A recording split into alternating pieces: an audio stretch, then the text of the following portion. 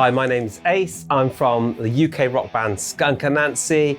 We've been going for about, 30 years next year. So Skunk Anansie originally started, we were in a club. I was running a club in King's Cross, and Skin and Cass, a singer and a bass player, were in another band. I was in another band, and we made friends organically from being in this club. One day Skin was like, I'm gonna start a new band. And I said, I'll do it with you, and yeah, Cass is gonna be there as well. And so that's when we kind of put Skunk Anansie together and we started rehearsing.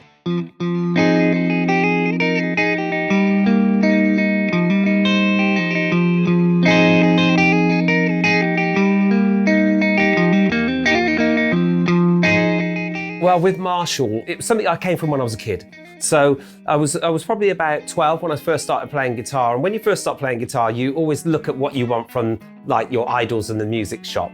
And I can seem to remember going to see Motorhead before I'd even started playing. And there was this like bank of Marshalls behind them. And every band that I saw around about that time, Judas Priest, Black Sabbath and Deep Purple and all these people, this is like very early 80s, had these walls of Marshalls. So, the logo and the sound was just emblazoned on me. It's one of those things it's ingrained. It's like, it's rock history, right? It's very rare that you can look at an old picture of a really famous guitar player or rock band without seeing a picture of a Marshall somewhere behind them.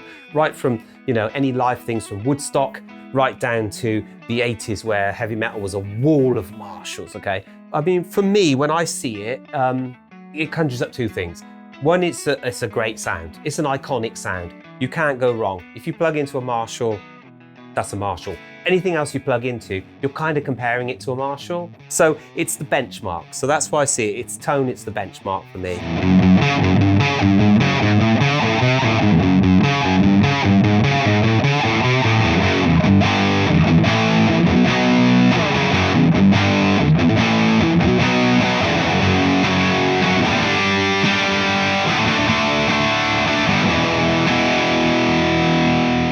The first Marshall I started off with was a really weird one. I was about 13, and I remember I'd saved up like about 30 or 40 pounds, right? And I really wanted a valve amp. And my brother was working in a company, and he said, there's this guy at work, he's got this old Selmer amp you can have for like 30 pounds. And I'm like, that's so amazing. And I got it home and it was amazing. I played it for like 2 weeks and it blew up.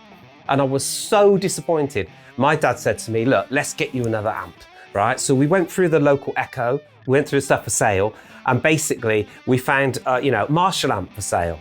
And I was like, oh my God, it's a Marshall, it's a Marshall. My dad said, look, I'll buy it for you, right? I think it was like 50 pounds or something. And I went there and it was this cream colored thing, which was like about this wide and about, this tall. And it was just the most bizarre looking Marshall you'd ever seen. It wasn't like the ones, you see on the stage, but it was a Marshall. And I can remember going home and turning it on and playing it and going, oh my God, my life is complete.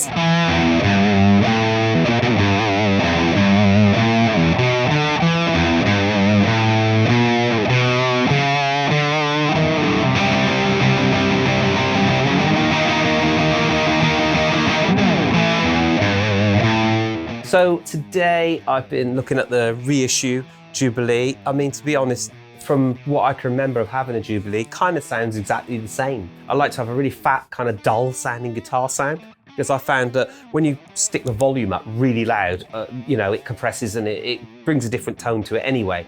And if it's too harsh, it can hurt your ears. So I like to play loud. So I have a slightly duller tone. I tend to find that I push bass up quite a lot. I middle is 2 o'clock. Treble I usually pull back a bit, and presence I push up. So on this one today, I've actually put a bit more treble on it. For me, it's just a really good standard sounding weighty Marshall. It's something very similar to the 800s, I would have said, if you like that kind of amp. It's just got a bit more drive on it as well. But if you want that classic Marshall weight, I think this has definitely got that sound.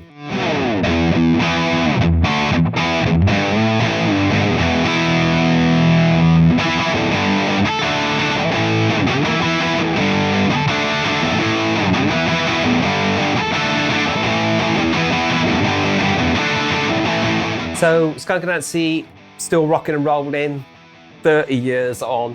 The things that are going on with us is we've got new management. So our old manager of the last 30 years retired. We are writing a new album at the moment, which we'll be looking to, put out, release, sign next year. We're going on touring festivals. So we're doing a few festivals this year for a bit of fun. And we're going to start touring again properly at the end of next year. So for us, it's all about writing and recording really this year, and then putting it all together ready to kind of go at the end of next year.